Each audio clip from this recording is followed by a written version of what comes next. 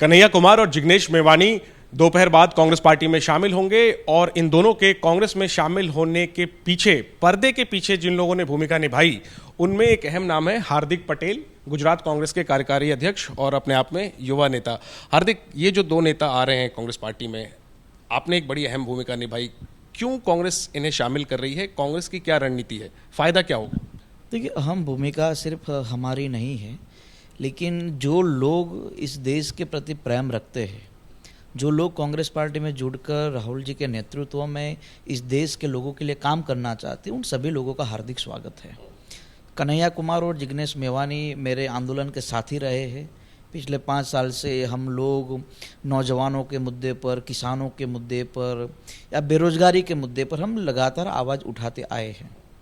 जिग्नेश मेवानी और कन्हैया कुमार कांग्रेस पार्टी में शामिल होकर इस देश के लोगों के लिए एक मजबूत आवाज़ बनना चाहते हैं, तो कांग्रेस पार्टी का हर एक कार्यकर्ता और ख़ास तौर पर राहुल गांधी उनका हार्दिक स्वागत और बड़े दिल से उनको कहते कि आइए साथ मिलकर इस देश के लोगों के लिए लड़ेंगे। और हम लोग यही चाहते हैं कि पूरे हिंदुस्तान के जो भी प्रदेशों में जो भी नौजवान लोगों के लिए काम करना चाहता है, इस भारत की भूमि के लिए काम करना चाहते हैं, उन सभी का हम यहाँ स्वागत करेंगे, करते रहेंगे। लोग क्या बोलते हैं उस पर हम बात नहीं रखते।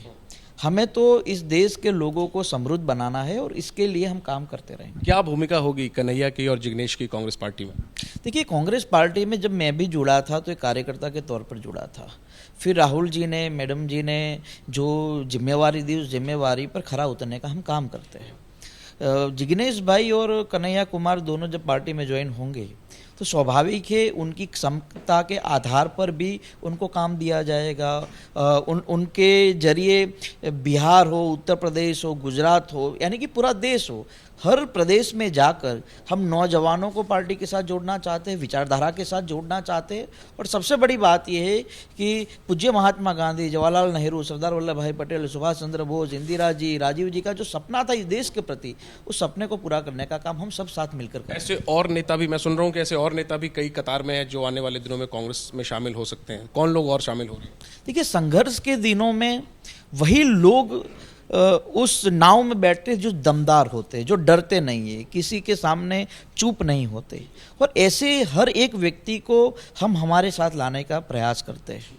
सवाल अब ये कि कन्हैया और जिग्नेश ज्वाइन कर रहे हैं, बीजेपी ने निशाना साधा है। बीजेपी के आईटी सेल के चीफ अमित मालवीय, उनका ट्वीट है कि भारत तेरे टुकड़े होंगे से चर्चित हुए कन्हैया और जिग्नेश जैसे नेताओं को कांग्रेस शामिल करवा रही है पार्टी में, वो भी सर्जिकल स्ट्राइक जिस दिन देश ने की उस दिन।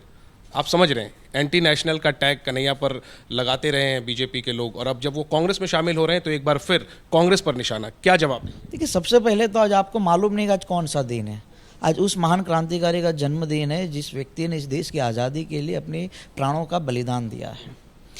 बीजेपी से कौन सा जवाब दे हम? जो बीजेपी अपने फायदे के लिए जस्टिस लोया की हत्या कर सकती है, वो किसी को भी बदनाम कर सकती है। वो हमें बदनाम कर चुकी है गुजरात में, वो कन्हैया को बदनाम करेगी, वो जिग्नेश मेवानी को बदनाम करेगी, वो राहुल गांधी को बदनाम करेगी। भारतीय जनता पार्टी और आरएसएस के विचारों के खिलाफ लड़ने वाले हर एक व्यक्ति को बदनाम करने का ठेका भारतीय जनता पार्टी ने लिया। मुझे लगता है इससे नुकसान हो सकता है कांग्रेस को।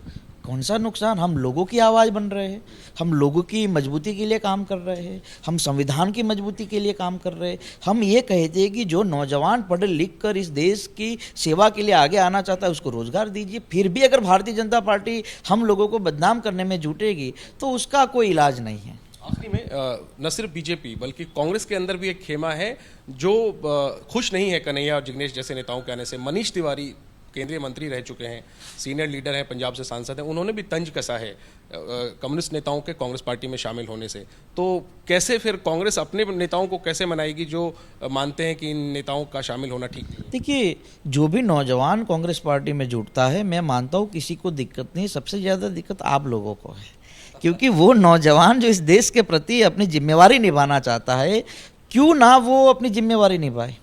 और हमारे मनीष तिवारी जी पार्टी के वरिष्ठ नेता है, हम सब नौजवानों के आदर्श है और स्वाभाविक रूप से अपने अपने विचार हर कोई रखता है, लेकिन कांग्रेस पार्टी और देश का वो नौजवान जो चाहता है कि नौजवान आकर अच्छा नेतृत्व करे, वो सब लोग राजी है कि हर नौजवान कांग्रेस पार्टी में जुड़े। तो कांग्रेस नेता के तौर पे नहीं, कन्हैया के और जिग्नेश के दोस्त के तौर पे मैं जानना चाहूंगा हार्दिक से कि आप क्या चाहते हैं, वो कौन सा रोल निभाएं कांग्रेस में? कांग्रेस पार्टी में आकर उन नौजवानों को हमारे साथ जोड़े, कांग्रेस पार्टी के साथ जोड़े जो नौजवान भारतीय जनता पार्टी की नीतियों से नाराज है और उनको हम बेहतर भविष्य देने का वादा कर सकते हैं, उन सभी लोगों को हमारे साथ हम जोड़ेंगे। शुक्रिया हार्दिक बात करने के लिए। तो नौजवानों को कांग्रेस से जोड़ने की ये मुहिम है कांग्रेस पार्टी की, जिसकी शुरुआत एक तरीके से कन्हैया और जिग्नेश को कांग्रेस में शामिल करने से हो रही है। हार्दिक पहले से कांग्रेस में है, देखना यही है कि युवा नेताओं की ये नई टीम क्या 2024 में नरेंद्र मोदी का मुकाबला कर पाएगी और क्या इस टीम के सहारे राहुल गांधी 24 में प्रधानमंत्री बन पाएंगे।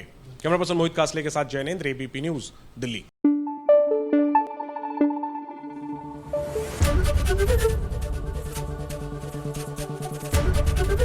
एबीपी न्यूज आपको रखे आगे।